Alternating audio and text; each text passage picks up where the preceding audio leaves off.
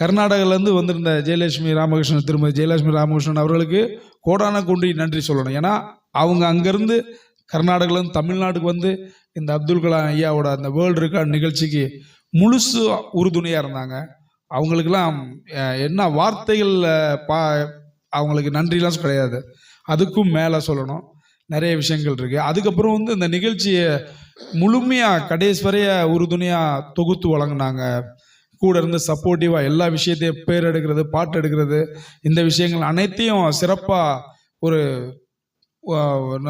ஊன்றுகோல் தூண் போல செயல்பட்டார்கள். திருமதி வித்யாவதி அவர்களுக்கு எப்பயுமே மனதார நன்றிகள் தெரிவித்துக் கொள்ள. ஏன்னா அவங்க போகிற நிகழ்ச்சியெல்லாம் அவங்க தொட்டால் அவ்வளோ ஒரு சுறுசுறுப்பு, அவங்கள்ட்ட வந்து பழகிக்கலாம்.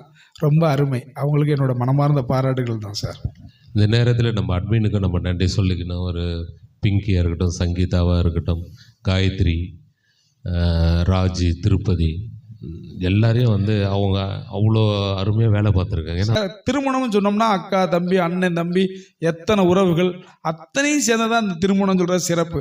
அதில் வந்து திருப்பதி ராஜலட்சுமியாக இருக்கட்டும், அப்புறம் பிங்கியாக இருக்கட்டும், அப்புறம் ராம், காயத்ரி, அப்புறம் செல்வம் சார், அப்புறம் முரளி சார், இப்படியே சொல்லிக்கிட்டே லிஸ்ட்டு. இதில் நவீன் எல்லாத்தையுமே சொல்லுவேன். ஏன்னா இதில் குடும்பமாக இருந்த அனைவருக்கும் இந்த நேரத்தில் நம்ம செலிபிரிட்டியும் சொல்லிடணும். நம்ம மியூசிக் டைரக்டர் சத்யா, நேற்றைய தினம் அவருக்கு பிறந்த நாள். அப்புறம் என்னோட குருநாதர் ட்ரம்மர் சங்கர், இசையமைப்பாளர் விஜய், பாலு, கேப்டன் குமார், அனைவருக்கும் நம்ம வந்து நன்றி சொல்லிடணும் இந்த நேரத்தில் சார். அவங்களாம் வந்து இசையமைப்பாளர்கள், பெரிய பெரிய இடத்துல இருந்த ட்ரம்மர்ஸ், அவங்களாம் நம்ம நிகழ்ச்சிக்கு வரும்போது நம்மளுக்கு எவ்வளவோ பெருமை சார். அது நம்ம குடும்பத்துக்கு இன்னும் ஒரு சிறப்பு. அந்த நிகழ்ச்சி வெற்றி அடைய ரொம்ப சிறப்பான நிகழ்ச்சி சார். இதுவரைய நம்ம பார்த்ததில் இந்த மாதிரி ஒரு திருமண நிகழ்ச்சி என்றே சொல்லலாம், உலக நிகழ்ச்சி. அவ்வளோ அருமையாக ரொம்ப குதூகலமாக முடிச்சா எனக்கு ரொம்ப நன்றி. மேடம் நீங்களும் சொல்லுங்கள் மேடம், அந்த உலக சாதனை நிகழ்வு நீங்கள் வந்து பங்கு கொண்டீங்க, அந்த அனுபவத்தை கொஞ்சம் ஒரு வாரத்தில் நீங்கள் சொல்லுங்கள் மேடம். எப்படி இருந்தது உங்களுடைய? நான் இது வரைக்கும் எந்த ஸ்டேஜ் ப்ரோக்ராமோ எதுவுமே பாடினதே கிடையாது. ஸ்டேஜ் ப்ரோக்ராம்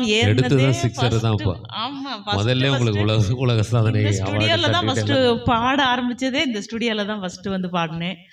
அது இவங்க தான் வான்னு கூப்பிட்டு என்னைய பாட வச்சதே. இவங்க வந்து தான் பாட வச்சாங்க. அப்புறம் இப்படியே கலாம் ரெக்கார்டு பண்ண போகிறாங்க அப்படின்னு, நீயும் இதில் கலந்துக்கணும் அப்படின்னு, நீயும் கலந்துக்கணும் அப்படின்னு சொன்னாங்க. சரி, அப்போ என் பொண்ணும் கலந்துக்கணும், என் மருமகன் எல்லாரும் கலந்துக்கிட்டாங்க. என் டாக்டர் பொண்ணு தான் வர முடியாமல் போயிடுச்சு. அவங்க வந்து ஹாஸ்பிட்டலில் லீவ், அப்போ தான் ஜாயின் பண்ண டைம்னால லீவ் எடுக்க முடியல, வர முடியல அப்படின்னு. அப்படி 4 பேரும் நாங்கள் கலந்துக்கிட்டோம். எனக்கு அது ஒரு பெருமையாக இருந்துச்சு. ஃபஸ்ட் டைம் நான் மேடை ஏறி அந்த பாட்டு பாடும்போது நானும் அந்த கலாம் ரெக்கார்டில் ஒரு பர்சன், நானும் ஒரு அங்கன்னு சொல்லும்போது ரொம்ப பெருமையாக இருந்துச்சு, சந்தோஷமாகவும் இருந்துச்சு. நண்பர்கள், உறவினர்கள் இவர்கள்லாம் வந்து உங்களை வாழ்த்து சொல்லியிருப்பாங்க. அது மாதிரி நிகழ்வுனா நடந்தது மேடம்? கண்டிப்பாக. அதை பார்த்துட்டு, அந்த மெடலும் பார்த்துட்டு, அந்த ரெக்கார்டு, அந்த ஃபோட்டோலாம் பார்த்துட்டு, நீயும் பாடுனியா அப்படின்னு கேட்டாங்க. ஏன் பாட மாட்டேனா அப்படின்னு. இல்லை, நீ பாடி நான் பார்த்ததே இல்லை. எல்லாம் அவங்க அதாவது இவங்க சொல்லி கொடுத்து அப்படியே பாட வச்சதுதான். நம்ப முடியாத பல விஷயத்தை நம்ம பண்ணியிருக்கோம்னு நினைக்கிறேன். கண்டிப்பா இல்லை சார், ஆர்வம் உள்ள இருந்துச்சு சார். அப்படி எரியிற தீ கொஞ்சம் என்னதான் ஊற்றி திறமை, ஒவ்வொருத்தருக்குள்ளேயும் இருக்கிற திறமையை வந்து நம்ம வெளியே கொண்டு வர வேலையை தான் இங்கே நம்ம பண்ணிட்டு இருக்கோம். இந்த போக உங்கள் மந்திரம் அது நமக்கு. கலாமோடு நீ கொடுத்த அந்த அழகான ஒரு சான்றிதழ் என்னோட வரவேற்பறை அலங்கரித்து கொண்டிருக்கிறது வீட்டில். நமது எண்ணமே அதுதான். நான் பேசும்பொழுது அதை தான் சொன்னேன். ஒவ்வொருத்தர் வீட்டு வரவேற்பறையும் அது அலங்கரிக்க வேண்டும் அப்படின்ட்டு நானும் எனது வீட்டில் நான் வச்சுருக்கேன். இங்கே ஒன்று வச்சுருக்கேன். ரொம்ப சந்தோஷம், ரொம்ப சந்தோஷம். மறக்க முடியாத நிகழ்வு சார். அப்புறம் வேறு எதனா நீங்கள் பேச நினச்சி மறந்த விஷயம் எதனா இருந்தால் நீங்கள் சொல்லிவிடுங்க. 2 இன்டர்வியூ போனீங்க, அது நம்ம ஜேடிஏக்கே ரொம்ப பெருமையான ஒரு இது தான். ஜி தமிழ், கலாட்டா யூடியூப் சேனல் இரண்டும் மிகப்பெரிய ஒரு சோஷியல் மீடியா. அது வந்து நமக்கு பெருமை தான். அங்கே சொல்ல மறந்த விஷயம் எதனா இருந்தால் நீங்கள் பகிர்ந்து. கண்டிப்பாக சார். இதில் என்னன்னு கேட்டிங்கன்னா, எனக்கு ஃபர்ஸ்ட் ஆஃப் ஆல் திருப்பி ஒரு அடை ஜேடிஏக்கு நன்றியை தெரிவித்துக் கொள்கிறேன். ஏன்னா நான் ஜேடிஏக்கு வந்ததுக்கப்புறம் இங்கே ஒரு குடும்பமாச்சு, கலை நிகழ்ச்சியில் நாங்கள் பங்கு பெற்றோம். இந்த காலகட்டத்தில் ஜி தமிழ்லேருந்து முன்னாள் இராணுவத்தினர் அப்படின்னு சொல்கிற ஒரு தலைப்பில் அழைப்பு கொடுத்துருந்தாங்க. அழைப்பு கொடுத்து அதை வந்து நான் பாடினேன், பேசினேன், ஆர்வக்கோளார் பேசினேன் ஜி தமிழில். அந்த நிகழ்ச்சி இன்றைக்கி நல்லா ஒரு இதில் போயிட்டு இருந்துச்சு.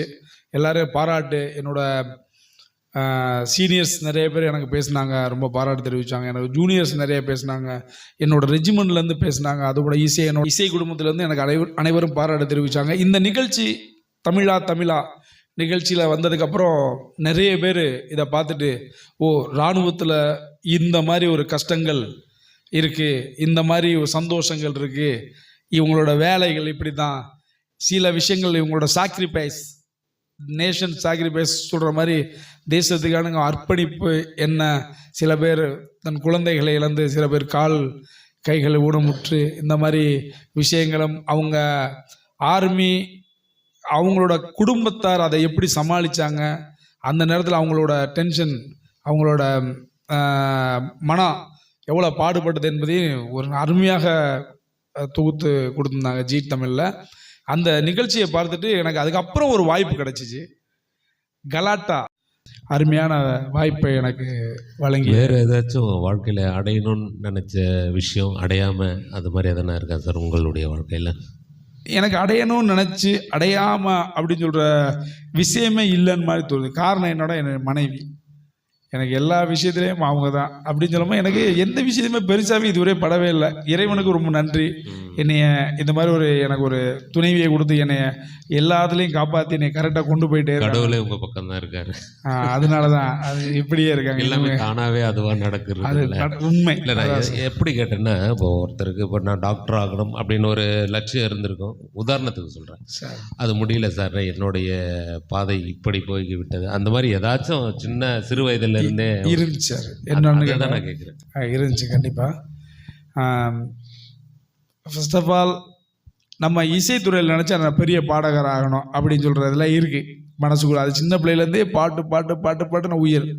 இன்னொரு விஷயம் என்னென்னா, நான் ஒரு பெரிய ஸ்போர்ட்ஸ் மேன் ஆகணும்னு நினச்சேன்.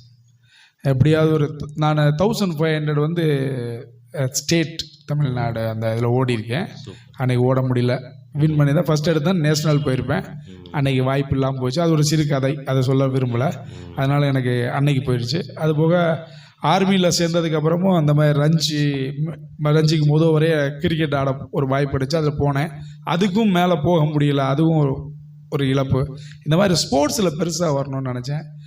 அது என்னால் வர முடியல. என்னோடய குழந்தைகளையும் ஸ்போர்ட்ஸில் நான் கொண்டு வரணும்னு நினச்சேன்.